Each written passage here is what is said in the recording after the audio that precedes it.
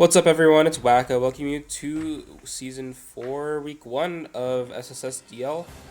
Today we're up against Fletch, and before that, get into the matchup a little bit. So on his side, he brought Peturunt, Rotom Heat, Excadrill, Leavanny, T-Tar, and Alakazam. He left on the bench Clefable, Dracovish, surprisingly, Ogerpon, Z Noivern, and Z Grafai. So none of us brought our Z caps. I left Silvally at home. I was really close to bringing Silvally, but I kind of expected him to bring maybe Noivern or Grafai, if not one of those. I expected him to bring in Clef over Leavanny, and maybe Dracovish over Zam. So basically, I expected him to bring top 6, but there's a possibility of Noivern, Grafai, or Ogerpon. Kind of surprised there was no Vish, but to be fair, Vish couldn't really beat Hydrapple or Slowking. So I guess he figured he just didn't want to do that, and he had Excadrill as a Sand Sweeper anyways. So yeah. On my side, I ended up bringing Torn, Mega Mawile, Samurott-Round2ui, Zeraora, Nidoking, and Hydrapple. I was really close to picking Slowking or Silvally over Nido or Hydrapple because I thought I was really weak to Dracovish, and I figured I could even get up Trick Room for Mawile if I wanted to. Slowking always kind of 8 hits from everything else as well, even Excadrill. But I figured I had enough prep for Excadrill between a lot of my sets, and Sandrock isn't allowed regardless, so I wasn't worried about Sand turns too much because I also had some interesting sets to help deal with that. So getting into my Torn, I ran Bleak Windstorm, Superpower, U-Turn, Defog. I was considering running Defog on Silvally, but I didn't bring Silvally over Nidoking, so I ended up running Defog. Originally, it was going to be Sludge Wave to hit Clefable, so I think I made the right call because I ended up not needing a Sludge Wave in this matchup. On Mawile, I ended up bringing Iron Head, Player Rough, Sucker Punch, and Rock Slide for Rotom Heat. Basically, I kind of hit everything pretty hard. Excadrill can kind of come in freely because it resists all 3 of my moves, and it can kind of work around Sucker Punch, possibly. So it was a little bit scary to work with Mawile there, but in all fairness, I could have had Focus Punch or some subset, or just a fighting move to hit it. Samurott-Round2ui I brought with Muscle Band. I brought Aqua Cutter instead of Razor Shell, both because I didn't want to miss, and because I didn't want to Razor Shell into potential Ogerpon and then activate Defiant with the defense drop. So yeah, that was just to play safe. I also brought Flip Turn and Aqua Jet and Ceaseless Edge. Although I wasn't expecting myself to click Ceaseless Edge in this matchup. I, for the most part, was expecting to click either Jet or Aqua Cutter or Flip Turn. Then I have Zeraora. Zeraora is kind of like a backup Excadrill check with Air Balloon. So yeah, I have Air Balloon, Fake Out to stall Stand Term. I also have Plasma Fist, Close Combat, and Volt Switch. So I could Volt Switch on Peturunt. I could Volt around on everything else because I have CC for Drill. And I have enough speed to outspeed potential Scarf Vish, because I thought maybe if Vish came it could just be Scarf Strong Jaw, but it could also be Sand Rush, Life Orb, or something with Adamant Nature. So I was just trying to prep for a worst case scenario in case he was Scarf. So yeah, on Nidoking though, we have Earth Power, Sludge Wave, Super Power, and Substitute. I ended up running Superpower over Focus Punch because I did not want to have to be forced to click a button on Excadrill. If he wanted to hit me,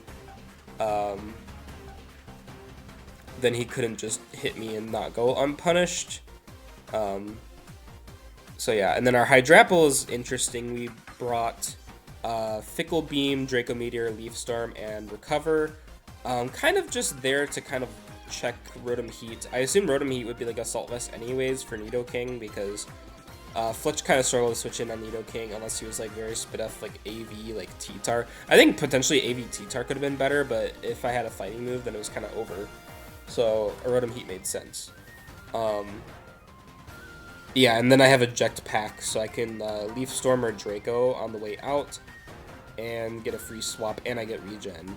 I was expecting him to bring Clefable, but because he didn't bring Clefable, I actually decided to lead Hydrapple. I felt no problem leading Hydrapple here. I named him Bad Drapple.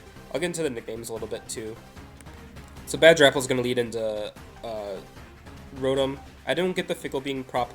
We are kind of trying to count to see how many Fickle Beams pop off this season, so expect me to like potentially click it as more than I probably should be because I am trying to get the Fickle Beam procs.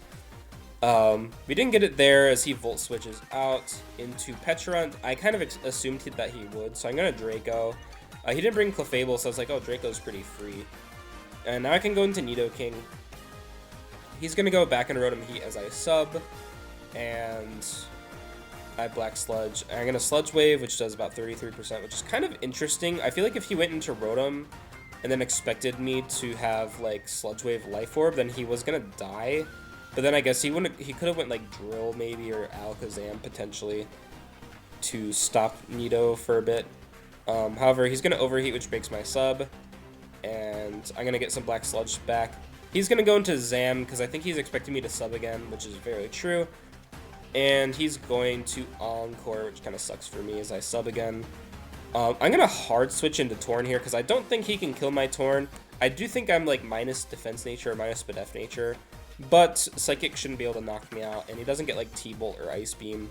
Does it get Ice Beam? I don't think Zam gets Ice Beam, actually, but he's going to Plot, which is fine because I'm going to U-turn. I assume here that if he has Psychic, he has to click it to kill me. So yeah, I'm going to bring in Samurott on the Psychic, and I'm going to be able to Aqua Jet finish off the Alakazam. I think he went for Encore, but yeah, Aqua Jet was much more safe for me. I'm going to go into Two-Face Bitch. Oh yeah, my Samurott, obviously Samurott-Round2ui. Torn's going to be Tornadus P, as usual, and Nidoking. I named Bert. Slowking's name is Ernie, so I Bert and Ernie. But yeah, I'm going to bring in Two-Face Bitch on the Bullet Seed. He's going to get a crit. Does kind of a lot. Like, he does kind of a lot with Bullet Seed there. I think he might be Adamant, but I'm not sure. I do get off a Rock Slide after he Charms. And he's going to get up Sticky Wet as I Rock Slide again. And then I believe he goes Pecharunt, which is interesting. I go into the Samurott-Round2ui as he recovers. And I'm just going to eat the Malignant Chain. He is going to poison me, which kind of sucks. And I'm going to Flip Turn out. Porn is going to come in, and I'm going to defog the Sticky Web as he recovers again. I'm going to U-turn out into Nidoking again. I do think he has a potential to Parting Shot, but I'm in a really good spot right now. He does get the play right, and he shows that he's Balloon.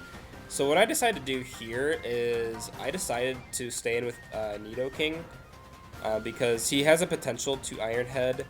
I didn't want him to set up either, so I'm going to get off a Superpower, which pops his Balloon.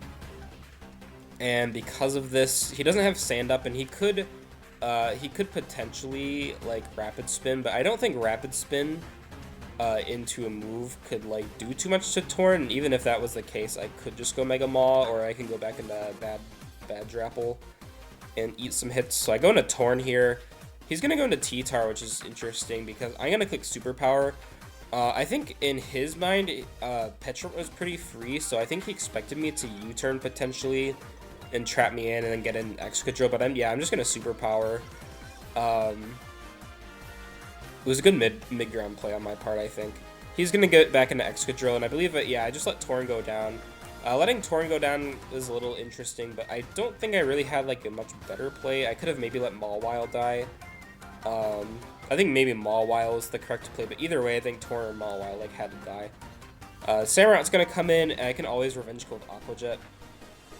We're gonna Aqua Jet into the Pecharunt as I get Toxic Poison chipped and everything else.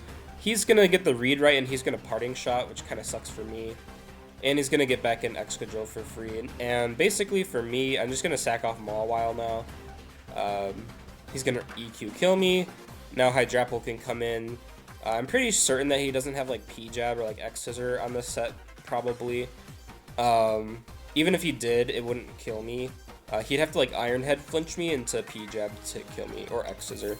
I think X-Scissor would have been better into Hydrapple, Samurott, and like Slowking, but regardless. He's going to bring in Rotom Heat on my Fickle Beam. I don't get the proc, unfortunately. He's going to Overheat.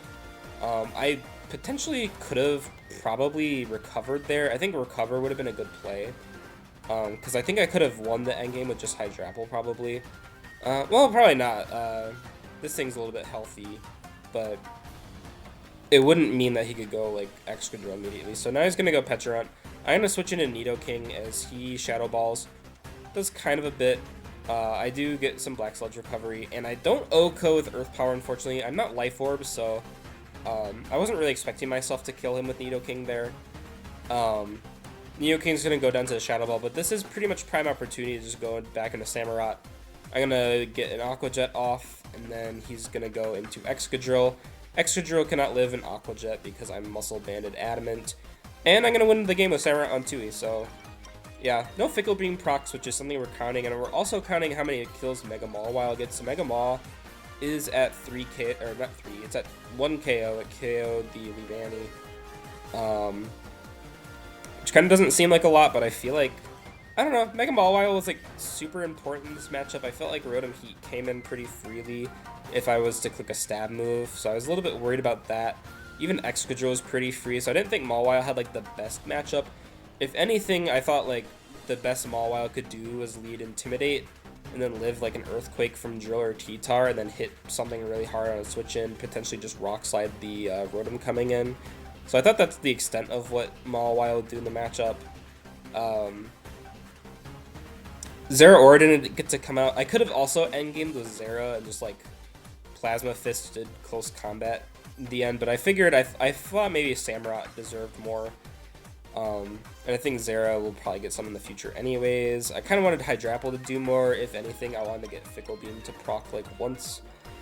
Because if you guys remember, like last year, I lost a game. I lost a playoff game because of Fickle Beam. So, you know, maybe I thought I'd win a game because of Fickle Beam, you know?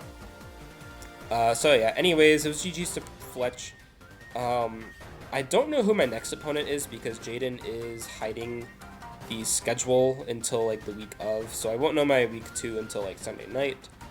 But we did get Fletch out of the way, and I thought Fletch had a really interesting team. I wasn't like super scared of it, but like his most expensive mon was Vish, but I thought like Excadrill went like super hard into my team with Jab or X-Scissor, so I thought like potentially that would kind of make up for the lack of like high tier he had. But he also has like Leavanny is his worst mon. Everything else is like 10 points or higher, so like it wasn't like a bad team. Like every mon except maybe Leavanny was like something you had to respect, and even Leavanny was like, I respected Leavanny in the matchup. I didn't really prep too hard for it because it has so many weaknesses anyway, but I figured that it could potentially come, at least to get up webs, which is why I felt like I needed defog. I don't know if the defog actually mattered. Zera was air balloon anyways, and everything else I ran like pretty slow. I guess potentially I could have outsped. I think the only thing it would have mattered for was outspeeding Rotom Heat with Samurott and Nidoking. So that was kind of it. And yeah, I will see you guys next week. Thank you for watching.